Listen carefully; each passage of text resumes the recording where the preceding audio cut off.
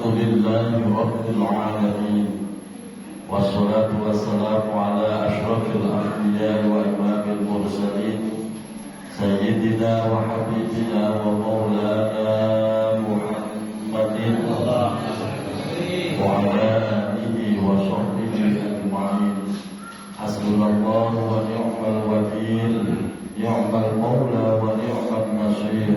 Wa la hawla wa la quwwata illa billahil aliyyil azim. Allahumma anfa'na bima 'allamtana wa 'allimna ma yanfa'una bi rahmatika ya arhamar rahimin. Amin ya rabbal alamin. Al-Mukarramun, seluruh pengurus DKM Mushola Al-Masturiyah, Ketua DKM Bapak Adani, seluruh para sesepuh, para tokoh masyarakat, orang tua kita, Bapak Marzuki, dan dari Mushola Al-Muhajirin, Bang Ade beserta ayahnya, ibunya juga ikut. Kalau Muhajirin aja kesini, kapan-kapan maksudnya ke sono, sehingga terjalin silaturahim yang indah itu. Semoga kita semua senantiasa sehat dan lahir batin kita. Allah tambah keberkahan hidup kita. Allah istiqomahkan kita di dalam kebaikan dan telah diwafatkan dalam keadaan husnul khotimah. Amin ya rabbal alamin. Alhamdulillah wa syukurillah. Pada kesempatan malam hari ini kembali Allah kumpulkan kita di salah satu taman surganya Allah, yaitu majelis ilmu, taman surga, majelis ilmu. Semoga langkah kaki kita semuanya dicatat sebagai kafar menghapus dosa-dosa kita, sekaligus Allah angkat derajat kita di surga akhirat. Amin ya rabbal alamin.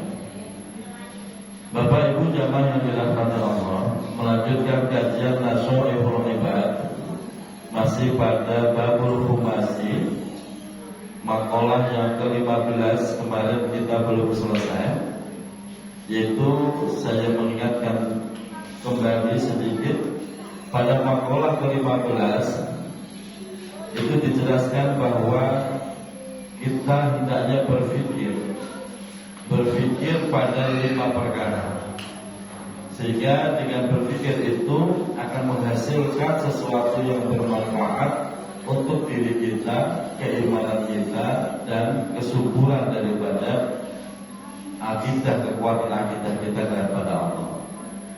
Di luar dari 5 ini jangan. Sebab kalau kita berpikir keluar dari 5 ini justru malah memperburuk psikologis kita, memperburuk keimanan kita, sehingga malah tidak baik untuk kehidupan dunia ataupun akhiratnya. Kita lanjutkan, karena kita sudah membahas 3 perkara yang menjadi objek pemikiran kita. Sekarang kita lanjut perkara yang keempat.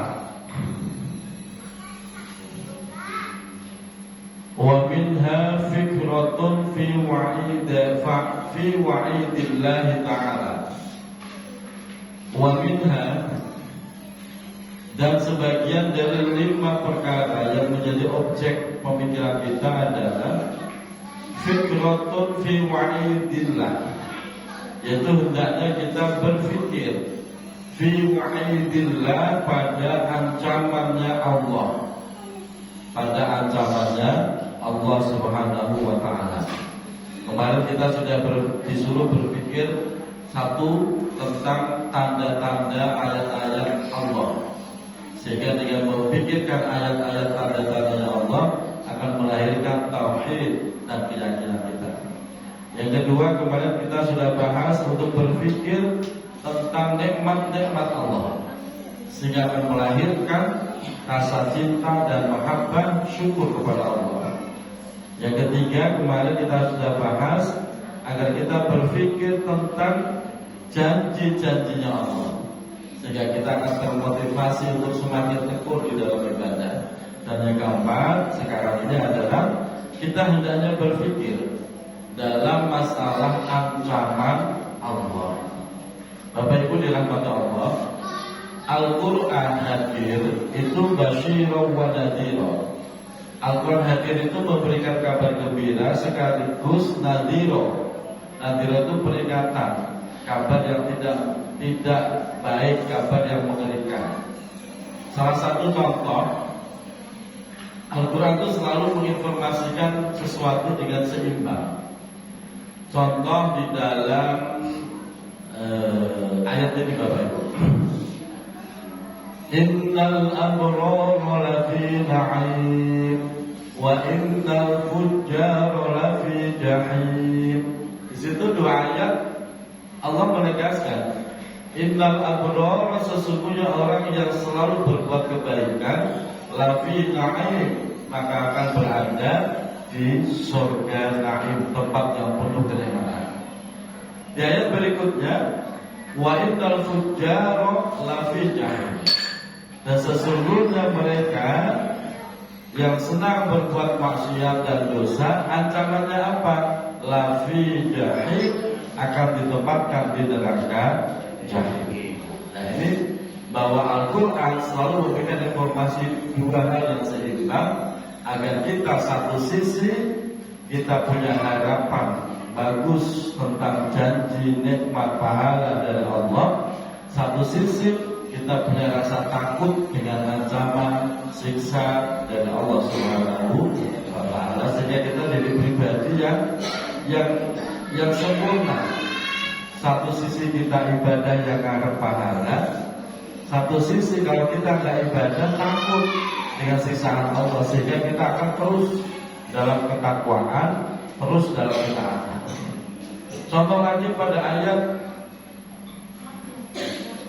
فَأَمَّا مَنْ طَغَى وَآثَرَ الْحَيَاةَ الدُّنْيَا فَإِنَّ الْجَحِيمَ هِيَ الْمَأْوَى وَأَمَّا مَنْ خَافَ مَقَامَ رَبِّهِ وَنَهَى النَّفْسَ عَنِ الْهَوَى فَإِنَّ الْجَنَّةَ هِيَ الْمَأْوَى. Di situ dua hal berbeda. Yang pertama, فَأَمَّا مَنْ طَغَى وَآثَرَ الْحَيَاةَ الدُّنْيَا, siapa orang yang suka berlebih-lebihan sampai melampaui batas, sampai hobi. Maksiat itu bukan sekedar dilakukan, tapi hobi. Wa asarul hayat dunya, dan cinta mati, gila harta, sampai gilanya gara-gara kubur harta, sholat ditinggalkan, udah gak taat lagi sama Allah gara-gara kubur harta. Itu diatur Allah, fa'innal jahim hiyal ma'wa, maka neraka jahim adalah ma'wa, tempat tinggalnya nanti. Di ayat berikutnya sebalik Pak, wa amma man khafa maqama rabbih wa nahan nafsa 'anil hawa, barang siapa yang takut kepada Allah dan wa nahan nafsa, mampu menahan nafsunya, tidak selalu memperturutkan hawa nafsunya, fa innal jannata hiyal ma'wa, maka surga menjadi tempat kembalinya nanti. Nah ini loh Bapak Ibu, kita tuh disuruh pikir begitu. Makanya kalau lagi baca Quran, Bapak jangan hanya membaca ayatnya, tapi juga pahami maknanya. Kalau mungkin belum bisa memahami lewat teks Arab, Bapak boleh sambil membaca terjemahannya, nggak apa-apa. Dengan memahami ayat, sehingga kita akan paham mana yang kabar gembira, mana berita yang mengerikan. Makanya orang itu kalau baca Quran itu kadang tersenyum sendiri, merasa bahagia dengan janji-janji yang akan Allah berikan. Satu sisi kadang baca Quran tiba-tiba nangis. Kenapa? Takut dengan ancaman-ancaman yang Allah janjikan. Itu kalau paham. Bapak kalau baca Quran sedih apa gembira? Nah, Bu, Ibu kalau baca Quran sedih apa gembira? Apa nggak ngaruh? Baca baik gitu ya. Kenapa kok nggak bisa ngaruh? Ya karena nggak paham. Makanya Bapak pakai terjemahan nggak apa-apa. Kalau mungkin lewat teks Arabnya kan susah, ngaji tafsir juga belum sempet. Baca terjemahannya apa-apa. Tapi akan lebih indah dan akan terasa kedalaman Al-Quran itu kalau Bapak Ibu ngajinya lewat tafsir. Lewat tafsir itu akan terasa kedalaman Al-Quran. Kalau terjemahan itu kelihatannya cuma ya datar aja, karena dia ada makna-makna lugat saja. Itu. Dan ini kita diperintahkan bikin Quran, sehingga kita nanti tahu mana ranah yang harus memang kita mikir di situ, mana daerah di mana kita jangan ikut mikir di situ. Saya kasih contoh, Pak. Urusan rezeki, perlu kita pikir gak itu rezeki, Pak? Bu, Ibu sudah mikir urusan rezeki gak? Nah ini loh Pak, ini sebuah kesalahan. Kalau Bapak mikir urusan rezeki, yang ada stres terus nanti Pak. Kenapa? Karena rezeki itu bukan daerah kita. Urusan rezeki itu wilayahnya Allah. Manusia kok mikir rezeki dirinya, rezeki keluarganya, stres Pak, gak nyampe pikiran kita. Terus bagaimana? Bapak pagi berangkat kerja saja. Berangkat kerja, nyari ibadah, nyari nafkah, nyari berkah. Adapun rezekinya serahkan kepada Allah. Karena rezeki itu unik loh Pak. Dagangannya sama, habisnya sama, dapat rezekinya sama kan? Beda. Betul? Unik. Kadang-kadang Bapak bekerja di tempat A, dapat rezekinya di tempat B. Bisa nggak itu? Sering kejadian begitu. Artinya kalau Bapak berpikir ke wilayah rezeki, stres Pak. Itu wilayahnya Allah. Bapak kerja aja semampunya, waktunya sholat, waktunya ngaji. Jangan pernah berpikir saya mau kerja siang malam biar jadi orang kaya, dijamin gak kaya-kaya. Gitu. Yang kedua Bapak Ibu, yang namanya rezeki itu Pak, wilayahnya Allah. Sehingga seringkali logika kita itu gak nyampe. Contoh nih, kehidupan sekarang. Kita dapat rezekinya, dapat gaji berapa? Terus buat kebutuhan keluarga berapa? Buat jajan anak berapa? Buat kondangan, buat arisan, buat cicilan. Itu semua alhamdulillah ketemu kebayar. Padahal gaji kita berapa? Itu rumus matematikanya itu gak ketemu Pak. Tapi kok ya cukup ya. Nah inilah bedanya gaji dengan rezeki. Jadi gaji dengan rezeki dua hal yang berbeda Pak. Beda. Ada Pak Udin, kerja dapat gaji ya, beda. Beda gaji ya segitu, kalau rezeki itu di luar kegagalan kita. Betul? Betul Pak. Makanya Bapak Ibu, kalau berangkat pagi-pagi kerja saja, tapi jangan pernah membatasi rezeki di tempat Bapak Ibu kerja. Kalau Bapak membatasi rezeki di tempat Bapak Ibu kerja, dia dapatnya ya segitu-gitu aja. Kan udah dipatok, gaji itu sehari sekian gitu kan. Kalau Bapak membatasi rezeki di tempat Bapak kerja, ya dapatnya segitu sesuai patokannya. Tapi kalau Bapak sandarkan kepada Allah, saya berangkat kerja, niat ibadah, nyari nafkah, rezeki saya serahkan kepada Allah. Nanti yang terjadi Pak, walaupun gaji yang ditetapkan agama sehari 300.000, biasa segitu kan? Itu pulang bisa bawa duit lebih dari 300.000. Kenapa? Karena rezeki itu beda dengan gaji. Itu Bapak Ibu. Makanya mulai sekarang Jangan pernah berpikir ke wilayah urusan rezeki, jangan, nggak nyampe otak kita. Kok pakai bapak mikir, wah nanti rezeki anak saya gimana? Nggak usah khawatir Pak, udah dijamin oleh. Kemarin saya kedatangan tamu, salah satu pegawai wali kota. Banyak yang dibicarakan, salah satunya dia mengeluhkan. Ngeluh, Kiai, saya lagi bingung. Kenapa bingung? Saya sebentar lagi mau pensiun. Saya bingung karena saya nggak punya skill, keahlian khusus, dan tidak punya usaha sampingan. Nah kalau saya pensiun ngapain? Terus rezeki anak saya masih kuliah bagaimana? Begitu Pak yang dikeluhkan pegawai negeri itu begitu ternyata. Saya bilang Pak, walaupun Bapak sudah pensiun, tidak dapat gaji, tapi rezeki mah pasti dapat. Selama Bapak masih hidup, rezeki pasti dapat. Percaya nggak Bu? Selama masih hidup, rezeki pasti dapat. Karena rezeki dengan gaji itu dua hal yang berbeda. Jadi jangan khawatir. Pensiun saja, perbaiki diri, tinggalkan amal ibadah, udah rezeki ketemu dalamnya.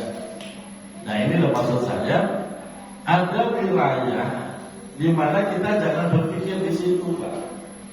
Kalau Bapak berpikir di situ, stres duluan, yang ada ketakutan dulu Pak. Saya kasih contoh kenapa orang sananya gagal bikin rumah. Material udah disiapin, ya segala material kebutuhan udah disiapin. Tapi akhirnya gagal tak jadi bangun rumah. Kenapa? Dia udah ketakutan duluan. Ini kalau bangun rumah satu pasang tukar sama tenek biayanya sekian. Berapa bangun ini? 4,5. Mamanya begitu ya. Gaji tukang itu loh, gaji tukang per hari sepasang berapa? Ada yang 2,5, ada yang 300 ya, anggaplah segitu. Dia udah ngitung tuh. Kalau sebulan berarti sekian. Kalau setahun sekian, aduh duitnya di mana? Dia udah ketakutan duluan. Kenapa? Karena dia mikir ke daerah situ, artinya gagal, gak jadi bangun rumah, malah materialnya dijual lagi. Terjadi gak Pak? Terjadi. Harusnya bismillah aja, material udah ada, tanah yang mau bangun udah ada, udah bismillah jalan. Urusan rezeki sandarkan ke Allah, nanti Allah atur tuh, ketemu baik. Nah begitu loh caranya Pak. Jadi jangan mikir ke urusan itu bukan wilayah kita. Kayak bangun musola kayak begini. Kalau dihitung yang ada takut mulu, nggak maju-maju Pak. Jalan aja, serahkan ke Allah, rezekinya dan Allah yang atur. Nah itu. Jadi kita berpikir mana yang memang wilayah kita untuk berpikir, mana yang tidak boleh kita masuk ke wilayah itu. Kalau kita maksain masuk ke wilayah itu stres Pak, nggak nyampe otak kita. Nah, disinilah pentingnya kita tahu ada 5 hal yang menjadi objek kita berpikir. Jangan keluar dari 5 ini. Yang ada stres, yang ada ketakutan dulu. Nah itu. Nah kita disuruh berpikir tentang ancaman Allah. Bagaimana Allah memberikan ancamannya di dalam Al-Quran melalui firman-Nya. Tujuannya apa? Biar kita jadi pribadi yang hati-hati, gak ngamuk, gak sembronoan, gak seenaknya sendiri. Bahwa hidup ini biar kita sadar hidup ini sebentar dan nanti akan dimintai pertanggung jawaban. Ya kita jadi pribadi yang lama bagus. Itu fadilahnya. Sehingga yutawalladu minha al-haibah. Dengan memikirkan ancaman-ancaman Allah, maka akan lahir dari diri orang tersebut al-haibah, yaitu rasa takut melakukan kemaksiatan, rasa takut melakukan perbuatan dosa karena melihat ancaman dan keagungan Allah Subhanahu wa ta'ala. Kemarin mabuk tiap hari, nggak ada takut-takutnya, emang dia nggak paham.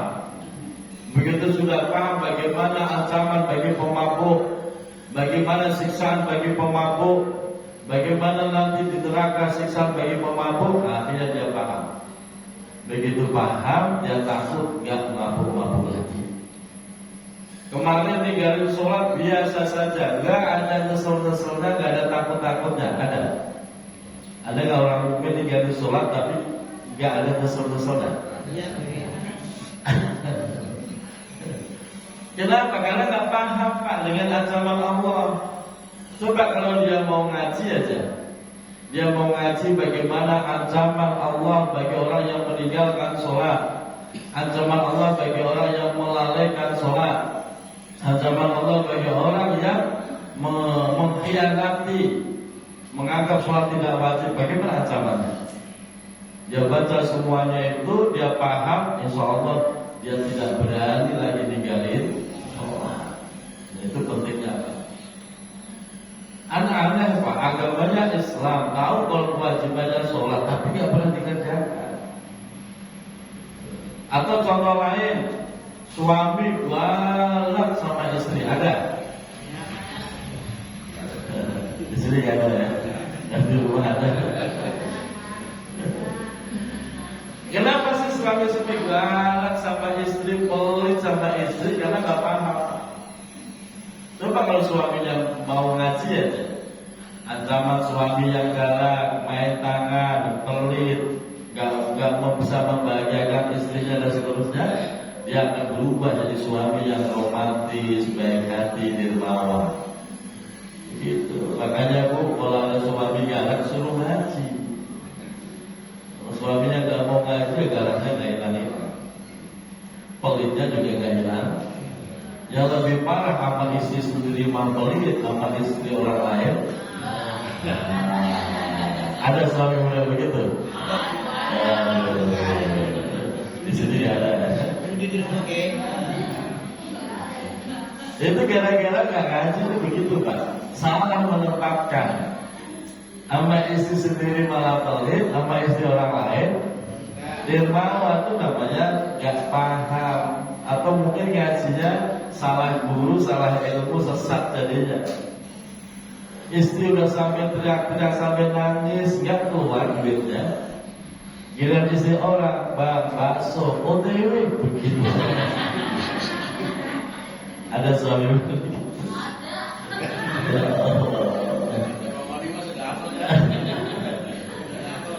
Giliran biduan aja yang ngomong OTW.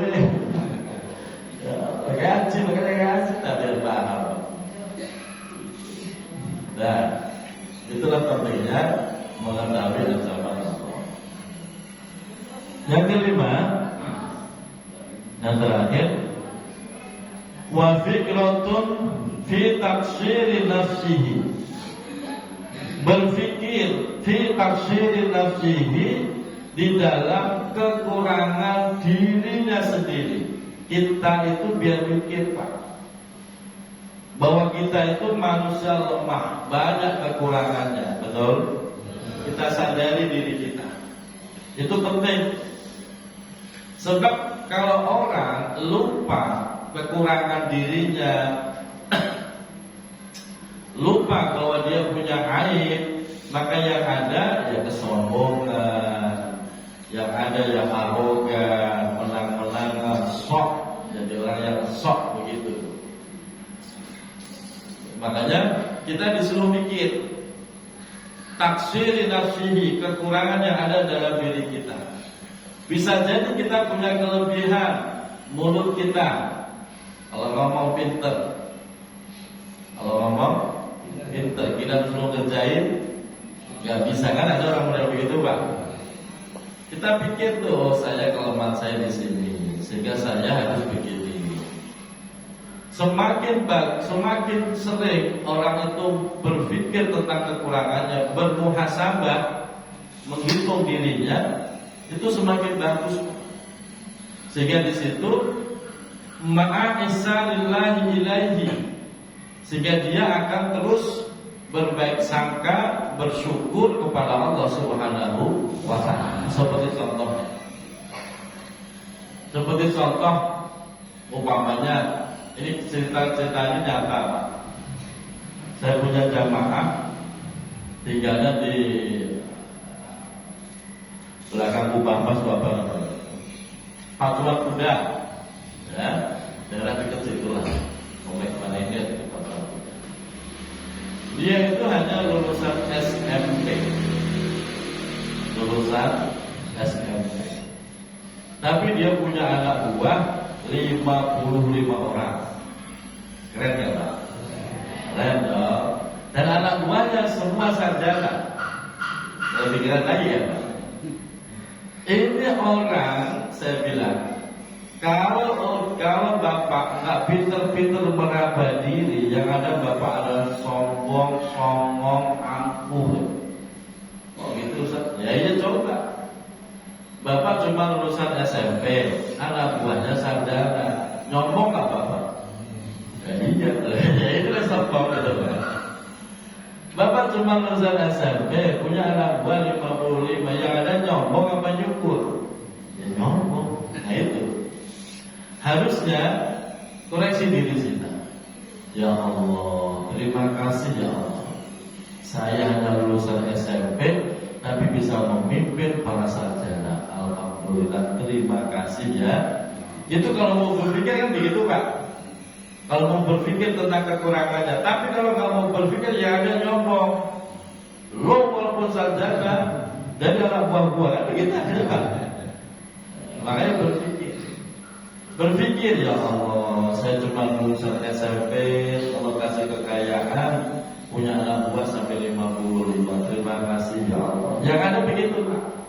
Tapi kalau nggak mau berpikir, yang ada nyombong, songong, angkuh, arogan, sok, begitu Pak. Betul? Nah, koreksi. Termasuk saya Pak. Termasuk saya. Kadang kalau kita merenung ya Allah, setiap malam ngaji muter kemana-mana. Kadang sama istri kita ngomong, kira-kira jamaah kita ada berapa? 1000 lebih. Itu yang ada dalam benak saya mikir ya Allah, kira-kira saya siap gak mempertanggungjawabkan 1000 jamaah di hadapan Allah. Saya berpikirnya begitu Pak. Kalau kita nggak mau mikir, nanti terjadi nyombong. Ya tuh jamaah buah banyak, kan begitu Pak? Nyombong ya. Justru saya kalau lagi merenung ngobrol sama istri begitu. Siap gak saya mempertanggungjawabkan 1000 jamaah di hadapan Allah? Dan saya akan ditanya Pak, akan dihisab. Apa yang kamu sampaikan, apa yang kamu ajarkan, kan akan dihisab. Terus yang kedua, melihat segitu banyak jamaahnya, yang dalam benak saya Pak, semoga ada salah satu atau lebih yang nanti akan rela mencari saya, menarik saya ke dalam surga. Yang ada dalam benak saya begitu Pak. Kalau kamu berpikir yang ada nyombong, ayo ngaji sama gua, ntar saya ajak ke surga bareng-bareng. Ini Ustaz pede banget. Seakan-akan Ustaz lah yang paling berhak masuk surga duluan. Seakan-akan Ustaz lah yang bakal ngajak jamaahnya masuk surga duluan. Padahal kan belum tentu juga kan. Bisa jadi saya masuk surga nanti gara-gara diajak Bang Muhid. Bisa. Betul. Bisa jadi saya masuk surga gara-gara diajak Pak Maroni, ya bisa. Enggak kok saya pede mau ngaji, ntar saya ajak ke surga. Jangan ada kesombongan nanti. Nah di sini lebih pentingnya berpikir tentang kekurangan diri. Setiap kali kita berbuat baik, itu semua pertolongan Allah. Akhirnya yang muncul begitu Pak. Kalau mau berpikir loh ya. Tapi kalau nggak mau berpikir ya nyombong terus yang ada. Kalau mau berpikir, setiap kali kita berbuat baik, bisa sholat berjamaah, bisa ngaji, bisa sedekah, ini semua pertolongan Allah. Kalau nggak ditolong Allah, maka nggak bakal sanggup Bapak Ibu. Betul? Walaupun rumahnya nempel, ke musola itu berat kalau nggak dapat pertolongan Allah. Walaupun bangun malam, kalau nggak ditolong Allah, ya kencing doangan. Tahajud enggak, gitu loh. Makanya kita butuh pertolongan Allah. Dan caranya biar terus dalam pertolongan Allah, bersandarlah kepada Allah. Saya kasih contoh Bapak Ibu, ini yang sering terjadi kesalahan. Ada orang ngeluh, Ustaz, kenapa saya nggak pernah bisa tahajud? Dan kok tanya saya bilang begitu. Saya udah pasang alarm Ustaz, tiga-tiganya handphone bunyi semua. Saya nggak bisa bangun, nggak dengar alarm. Istri saya mau terbangun, keberisikan, saya mah nggak bangun. Malah kadang-kadang saya bangun, tapi ya matiin alarm doang, habis matiin. Jadi selalu gagal berbuat mau tahajud itu gagal terus. Akhirnya begitu kita ngobrol panjang lebar, terus akhirnya ketahuan ternyata dia salah niat, salah bersandar. Ibu bapak kalau pengen tahajud, bersandarnya jangan ke alarm. Bersandarnya kemana? Ke Allah. Mau tidur doa, ya Allah, saya pengen bisa tahajud malam ini, tolong bangunkan ya Allah. Udah itu aja Pak. Tapi kalau bapak saya pengen tahajud, saya nyalain alarm biar bisa bangun, itu bersandarnya kepada alarm. Kalau bersandar kepada alarm, bangun. Matiin alarm doang. Tetangga udah berisik, dia nggak bangun ya ada. Nah, ini salah bersandar. Makanya apapun yang kita lakukan, pertama sandaran kita harus Allah. Sehingga nanti Allah kasih mudah. Dengan begitu, kemudahan itu akan membuat kita menjadi orang yang lebih baik, bukan nombor. Nah, inilah pentingnya kita melakukan pemikiran terhadap 5 objek dari maksud. Dan terakhir, di sini juga ditegaskan, terakhir, tafakkaru fi ayatillah, wala tafakkaru fillah. Kalian berpikirlah tentang tanda kebesaran Allah. Jangan pernah berpikir tentang zatnya Allah. Kita hanya disuruh berpikir tanda kebesaran Allah seperti alam semesta yang ada di sekitar kita, biar nambah iman, nambah sayang kepada Allah. Jangan pernah berpikir zatnya Allah, malah yang jadi nanti bisa kafir, bisa kufur Pak.